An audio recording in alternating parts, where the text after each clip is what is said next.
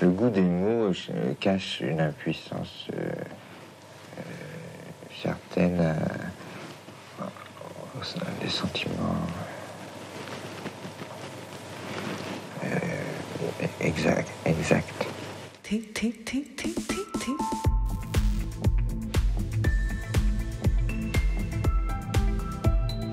France Culture, Olivia Gesbert, bienvenue au club.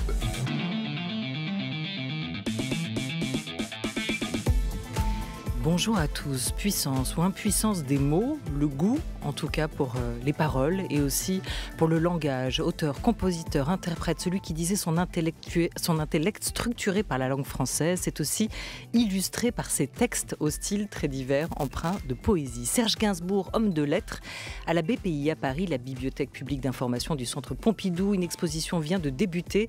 Elle s'intéresse à Gainsbourg dans le texte. Gainsbourg, le mot exact, c'est son titre. De sa bibliothèque à ses manuscrits, aller-retour ce midi sur son processus d'écriture avec nos invités Sébastien Merlet et Alex Baupin. En anglais ou en français, en rime ou en onomatopée, l'œuvre d'un styliste hors pair jusqu'à midi et demi. Une émission programmée par Henri Leblanc, préparée par Sacha Mattei et coordonnée par Laura Dutèche-Pérez. Réalisation et programmation musicale aujourd'hui Félicie Faugère avec Marie-Claire Oumabadi à la technique.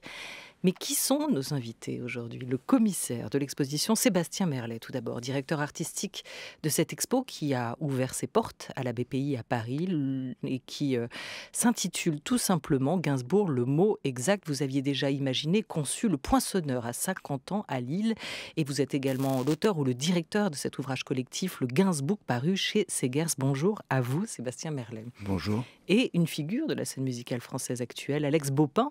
Il compose pour lui, il compose pour les autres et notamment pour les films de Christophe Honoré. L'an dernier, avec l'Orchestre Philharmonique de Radio France, il a repris Love on the Beat de Serge Gainsbourg dans une version symphonique, puis a enregistré l'album en studio. Bonjour Alex Baupin. Bonjour. Bonjour. Je propose que nous jouions à un petit jeu. Voyons. Bien, par exemple, si vous aviez été un écrivain, qui auriez-vous été? Ou qui j'aurais aimé être. On peut tout supposer. J'aurais aimé être par la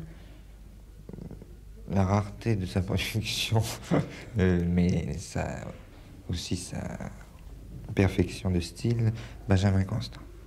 Et un poète? Un poète, voyons, Mallarmé.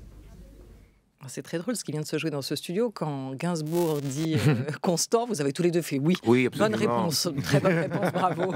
Vous la connaissiez, la réponse. L'exposition nous ouvre les portes de sa bibliothèque, celle de Serge Gainsbourg. Avant d'être auteur, Gainsbourg était un grand lecteur, Sébastien Merlet. Et surtout, disait-il dans les interviews, un relecteur. Ouais, absolument.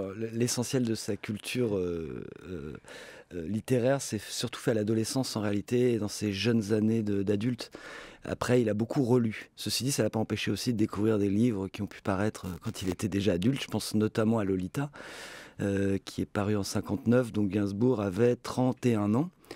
Je parle tout de suite de Lolita parce que, autant évacuer le sujet, c'est un peu central chez Gainsbourg, c'est un peu le livre qui l'a complètement marqué et surtout qui a marqué sa production, ses plus grands albums concept dans les années 70. Porte vraiment l'empreinte de Lolita, du livre de Nabokov. Est-ce que vous voulez qu'on l'écoute quand même un peu, cette Lolita ou ce « Ah, mélodie »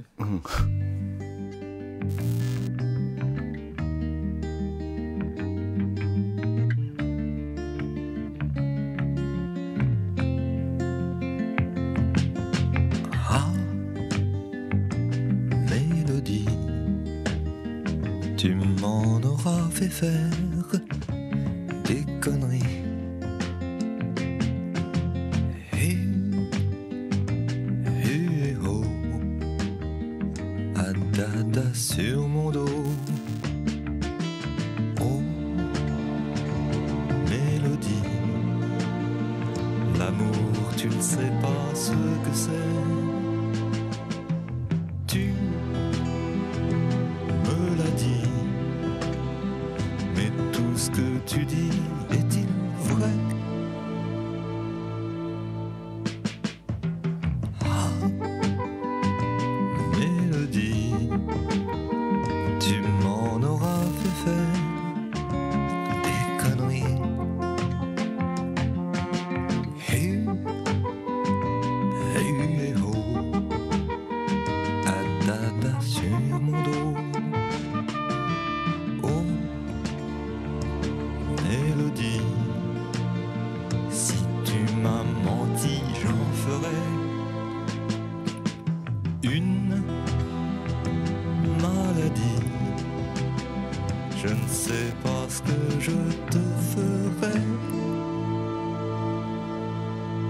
Page 296, donc. Je voulais mettre ça en musique, mais comme ils faisaient le film, les Américains ont dit, il n'y a pas question de... No way. Perdu Dolores, un signalement. Bouche écarlate, cheveux noisettes. Âge, 5300 jours, bientôt 15 ans. Profession, néant, ou bien starlet. Où va-t-on te chercher, Dolores? Quel tapis magique? Vers quel astre t'emporte? Quelle marque a-t-elle? Antilope, okapi. La voiture qui vibre à ta porte. Moi, je trouve ça impeccable.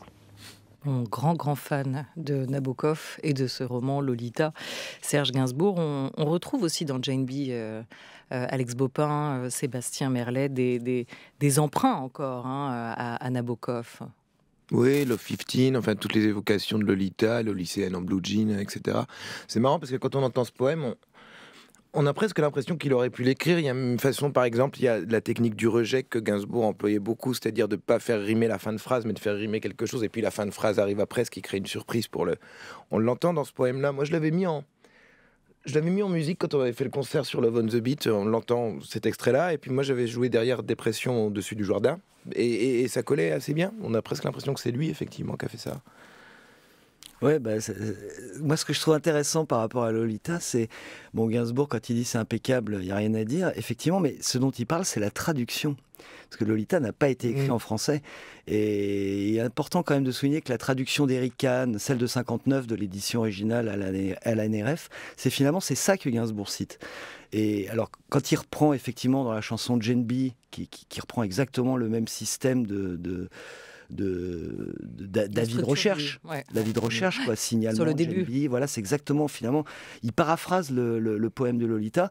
Ce qu'il faut savoir, c'est que dès 61, très très tôt, donc Gainsbourg avait souhaité effectivement l'adapter, et comme il le dit dans le petit bout d'interview qu'on va entendre, il n'a pas pu le faire à cause du film de Kubrick, les droits étaient bloqués, résultat il a laissé tomber, mais il a partiellement réalisé son rêve d'adapter le poème de Lolita avec cette version paraphrasée pour Jane B en 68. De toute façon, il l'a dit aussi, c'est pas les pures et simples adaptations qui l'intéressaient. Il a essayé, ça n'a pas marché, notamment sur des grands poèmes plus romantiques ou plus classiques. Ce qu'il aimait, c'était quand même détourner. Ce qu'il aimait, c'était emprunter. Ce qu'il aimait, c'était aussi coller. C'est ce principe de l'intertextualité qu'on retrouve aussi chez Gainsbourg. Je reviens juste à sa bibliothèque parce que elle est importante sur ce côté grand lecteur avant même d'être auteur. Pour lui, lire et relire, vous le disiez, Poe, Rimbaud, Verlaine, les contes de Perrault ou de Grimm, qui ont beaucoup compté pour lui aussi. La lecture de séries noires à ses heures perdues, c'était notamment pendant son service militaire et il lui arrivait d'en reprendre des titres.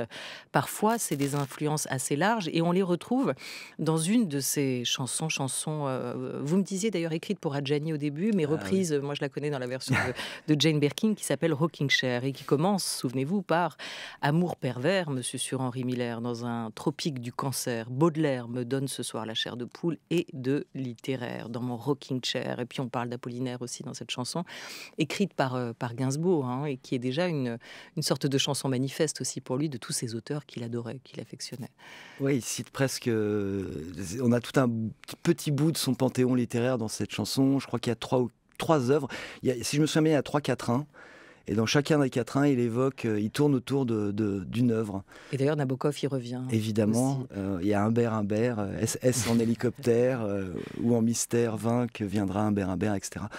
Mais il y a aussi un quatrain sur Apollinaire, les 11 000 vers je. Enfin, il y a tout un jeu. Du rejet vers je me sens à bout de nerfs. Voilà, exactement. C'est un texte assez magnifique qu'il avait effectivement écrit en 74 à la base pour Isabelle Adjani pour une télé. Elle l'a chanté dans un top à Sacha Distel, pour être précis. Et 4 ans plus tard, Jane Birkin l'a reprise sur son album Ex-Fan des 60s. Alors, il n'est pas forcément le pionnier, il n'est pas forcément le premier, mais il a quand même ouvert, Serge Gainsbourg, une tradition. Est-ce que vous pratiquez aussi aujourd'hui, Alex Bopin, l'emprunt ou la reprise, à Gainsbourg notamment?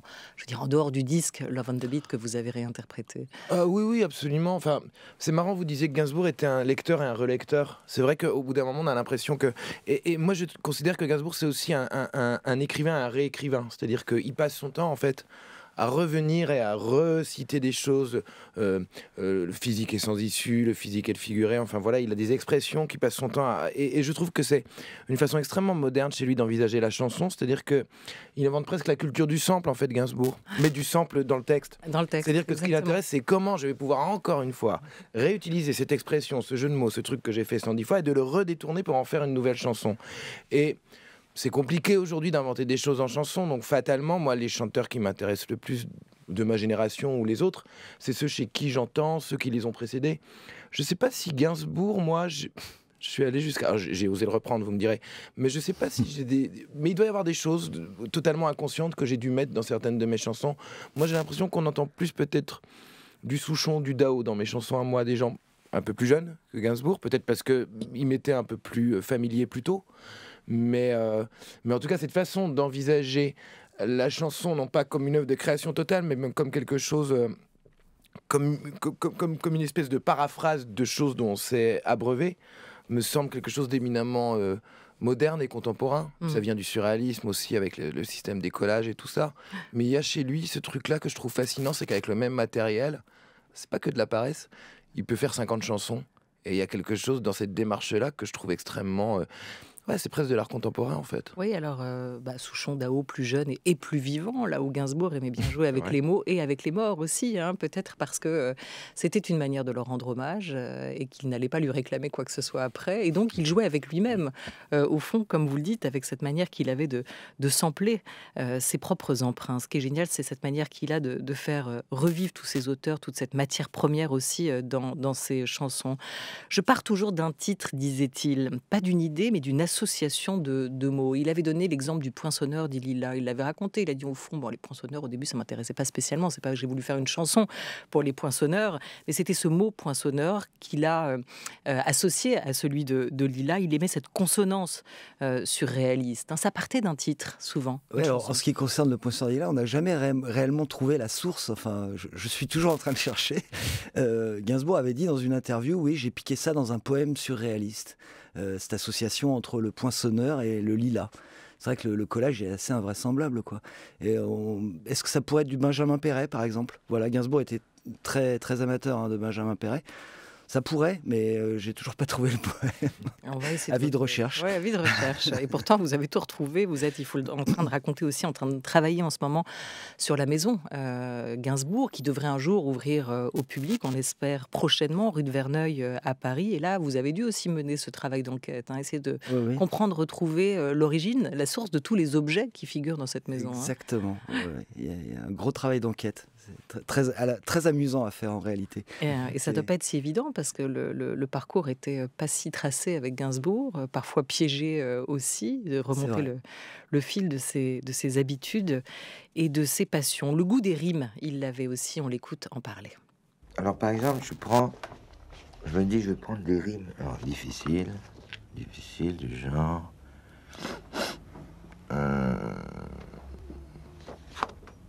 Herse. Ça m'intéressait. Ça c'est beau, herse. Alors je trouve perse, pop-perse, herse, exerce, diverse, sesterce, inverse, actarcerce. Et ça donne des British au Niakoué jusqu'aux filles de Perse. J'ai tiré les plus belles filles de la terre. Hélas, l'amour est délétère comme les terres les pop-perses. Il y a donc des mots. C'est le mot qui m'amène l'idée. Regarde, alors, ici. Après avoir connu des fortunes diverses, blondes, brunettes, redheads, platines, châtain clair, en moi-même, je me dis qu'il serait peut-être préférable de faire l'amour en allongeant quelques sesterces. Donc c'est sesterces qui m'a amené les putains. Voilà, en fait, il travaillait, extrait de cette chanson Strike, il travaillait avec un dictionnaire. Dictionnaire de rimes, bien sûr, ouais. Petit Larousse bleu, qui est à la BPI d'ailleurs. Voilà. Qui est présent dans l'exposition. Absolument. Alors, qu'est-ce qu'il aimait ? Il aimait tout ce qui était de l'ordre du jeu de mots, en réalité ? Oui, bah le mot, alors, comme il vient d'expliquer, c'est très clair, hein, la façon dont il procède. C'est pas tant une expérience vécue qui va nourrir le texte, mais plutôt c'est le mot qui lui donne les idées. Voilà, il commence par la forme, Ceci dit, il y a aussi des exceptions. Hein. Quand on parle de Melody Nelson, par exemple, qui a été fait exactement dans l'autre sens, c'est d'abord la musique qui était prête longtemps avant le texte. Généralement, à part quelques cas de figure type Melody Nelson, Gainsbourg part du titre, effectivement, qui est souvent un collage de mots, qui choisit beaucoup pour leur sonorité. Plus que le mot, finalement, chez Gainsbourg, ce qui importe, c'est le phonème. Il va chercher vraiment et souvent, quand il fait des césures, des rejets à la ligne, il coupe les mots à l'endroit où ça claque le plus. C'est une espèce de... Alors, oui, il y a quelque chose de surréaliste dans le collage. Il y a beaucoup de collages chez Gainsbourg aussi. Alors c'est le phonème, mais c'est aussi la métrique. Hein. On le voit dans le titre que vous avez repris, Alex Bopin, de Love on the Beat. L'octosyllabique, ouais. Oui, qui est un poème presque... C'est marrant parce que Love on the Beat, on a longtemps considéré que c'était des choses... Par exemple, le titre Love on the Beat, qu'il était très pornographique, en réalité, dans son écriture, le texte en lui-même est extrêmement 19e. Et c'est ce qui est toujours intéressant pour moi chez Gainsbourg, c'est la collure entre un type qui a une culture du 19e qui va affronter une musique du 20e. Et c'est exactement ce qui se passe dans les années 80 avec Love on the Beat, et c'est cette confrontation, ce clash-là qui en fait quelqu'un de si singulier. Et effectivement, ce qu'il y a de pornographique dans Love on the Beat, c'est presque la musique qui est extrêmement clinquante, plus que le texte qui est extrêmement classique et dans un truc très 19e-iste comme ça, voilà, avec des mots extrêmement choisis. Enfin, il y a quelque chose... Et pourtant, ça décrit un rapport sexuel du cunnilingus à la sodomie, Love on the Beat. Il y a quand même un troisième élément qui est la voix de Bambou en arrière-plan. Qui crie, oui. Moi, j'ai pas crié dans mon truc, moi. Voilà. Non, c'est important de le signaler parce que finalement, l'aspect pornographique, c'est de là qui découle. Mais qui participe de la musique, en fait. Ouais, cris de Bambou qui sont même pas un truc du lyrics, quoi. Oui, c'est concertant avec le saxophone. Ouais, exactement. Dans Initial Bébé, écrite pour Brigitte Bardot, il s'illustre aussi par son goût des lettres et des initiales, comme 69, année érotique, qui raconte aussi sa fascination pour les chiffres et pour les nombres, un mot de l'anglais, parce qu'une partie de ses chansons sont aussi écrites en anglais. C'était quoi l'usage de cette langue pour lui? Est-ce qu'il y trouvait une autre musicalité par rapport au français? Quand est-ce qu'il sortait son dictionnaire anglais par rapport à celui en français? Gainsbourg était assez mauvais en anglais. Hein. Il y a pas mal d'extraits où on le voit en train de discuter avec ses arrangeurs ou ce genre de trucs et il baragouine difficilement. Ceci étant dit, lui disait volontiers que la langue française était trop gutturale. Et lui, il piochait dans la langue anglaise en fait comme dans un réservoir de sonorité. Il a dit aussi dans une interview, et ça c'était un détail intéressant parce que c'est assez peu connu, c'est que quand il cherchait des mélodies, etc., il baragouinait souvent en anglais, histoire comme un critère, quoi. Lui, il présentait ça vraiment comme un critère pour voir si ça coulait. Voilà. Et après, il trichait, entre guillemets, en injectant quelques mots anglais dans son texte de telle façon à conserver justement ces sonorités-là. Mais il rêvait d'être un chanteur anglais ou pas? Non. Est-ce qu'on peut dire ça? Alors, il disait volontiers que s'il en avait eu les capacités physiques, il aurait bien aimé faire ce que faisait James Brown, par exemple. Oui, donc c'est plutôt effectivement sur la corde vocale que sur le. Oui, voilà. Ouais, mais le plaisir d'écriture. Il aimait beaucoup les chanteurs, les vrais chanteurs, les crooners américains. Hein. Johnny Ray par exemple, il faudrait écouter Johnny Ray quand on pense que c'était un des modèles de Gainsbourg, enfin un des modèles, lui il a toujours présenté ça comme ça, c'est très surprenant quoi. On est en train d'en dire que du bien, Alex Bopin. Est-ce qu'on peut quand même citer une chanson ratée, une chanson mal écrite, une dont il n'aurait pas été fier ou que vous trouvez particulièrement vous bâclé? Moi je trouve que c'est quand son amour du jeu de mots va jusqu'au point où le jeu de mots qui l'intéresse, une chanson de Régine qui s'appelle Les femmes ça fait péder, c'est tellement efféminé par exemple, ou un truc qu'il avait écrit pour Dominique Walter qui s'appelait Plus dur sera le chute. À partir du moment où il a trouvé le jeu de mots, qui en plus est un peu discutable, le reste est quand même assez lamentable. On sent que ça déroule, quoi. Vraiment, c'est des trucs écrits en 5 minutes sur un coin de table. Et c'est très mauvais, très drôle à écouter, mais assez mauvais, effectivement. Mais parfois, quand c'est écrit en 5 minutes sur un coin de table, ça peut être aussi excellent. Hein. Oui, c'est vrai. France Culture avec nos invités Alex Bopin et Sébastien Merlet jusqu'à 12h30, les 12h21.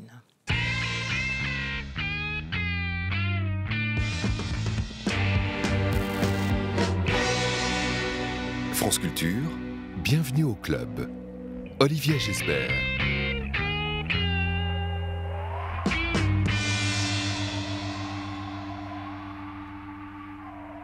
pas tous les jours qu'on peut avoir un habillage signé Serge Gainsbourg. J'espère que vous nous autorisez cet emprunt, que vous n'allez pas nous dénoncer.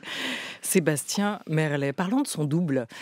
Parlons de son double littéraire, parce que souvent, on a vu aussi l'artiste fusionner parfois avec son œuvre. Et puis son double tout court, on peut peut-être repartir de cette musique, de cette chanson Ecce Homo en 81, où il donne vie réellement à ce double un peu vulgaire que vous évoquiez, Alex Baupin, Gainsbar.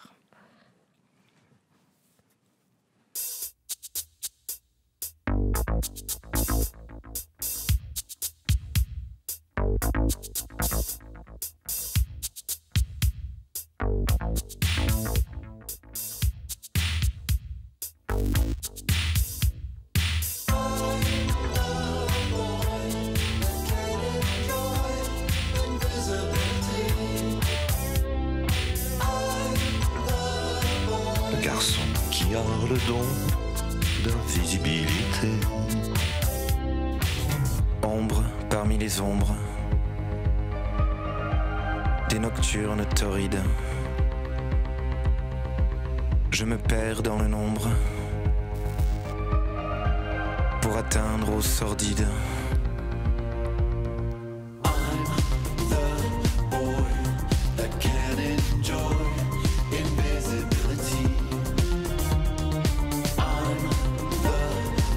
Le garçon qui a le don d'invisibilité.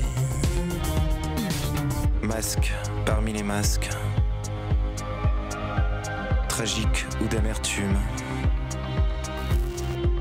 Le cuir noir et les casques, scintillant sous la lune.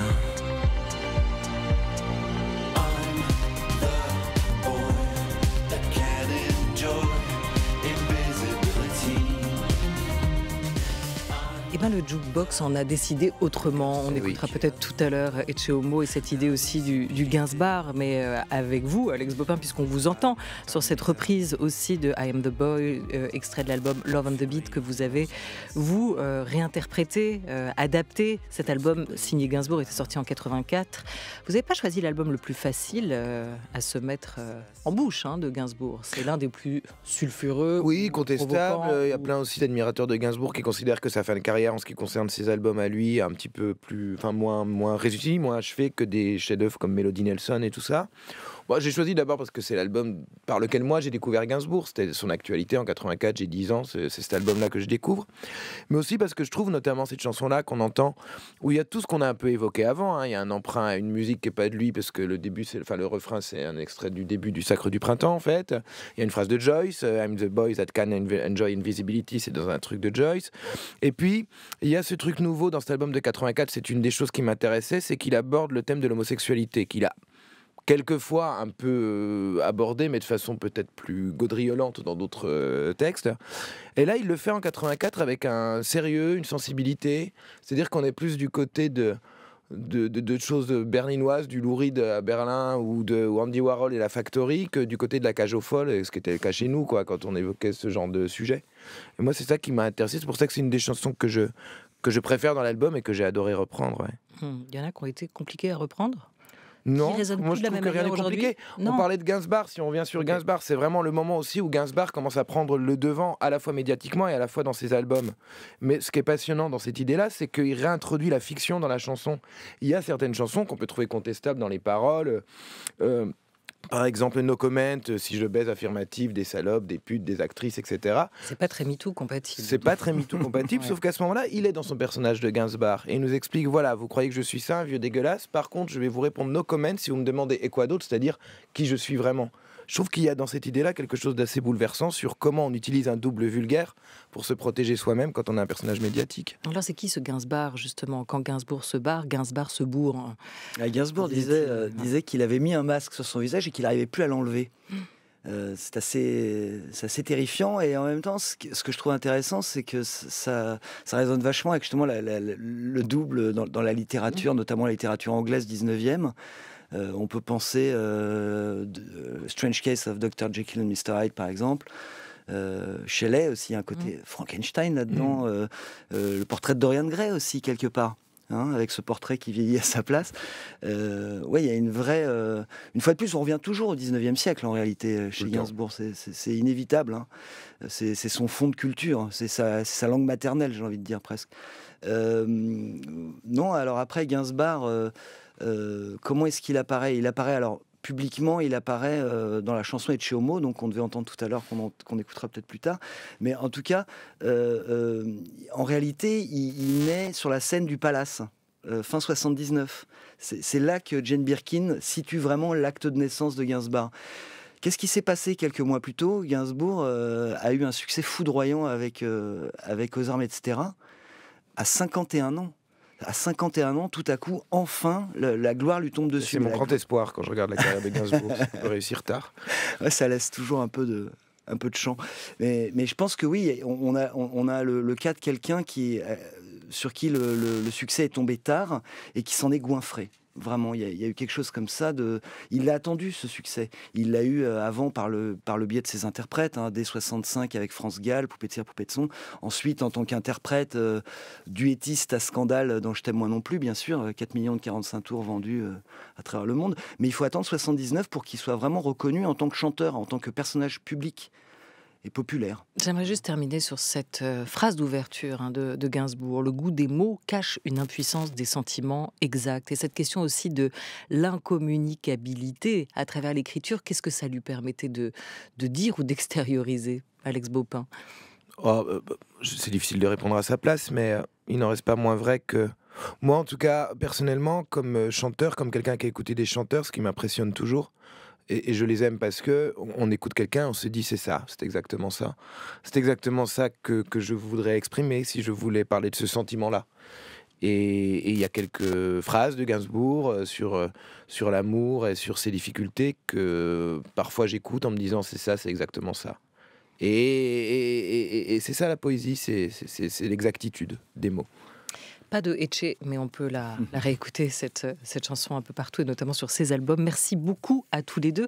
Je voudrais juste prendre le temps de renvoyer ceux qui passent par Paris, nos auditeurs, par la Bibliothèque publique d'information, la BPI à Paris, où cette expo vient de débuter. Elle va durer, vous avez un peu le temps d'y passer. Gainsbourg, le mot exact. Merci beaucoup, Sébastien Merlet, d'être venu nous en parler. Je renvoie vers votre livre paru en 2019, Le Gainsbook, en studio avec Serge Gainsbourg. Merci mille fois à vous, Alex Baupin. Merci, madame. The Beat, l'album est dans les bacs. Merci.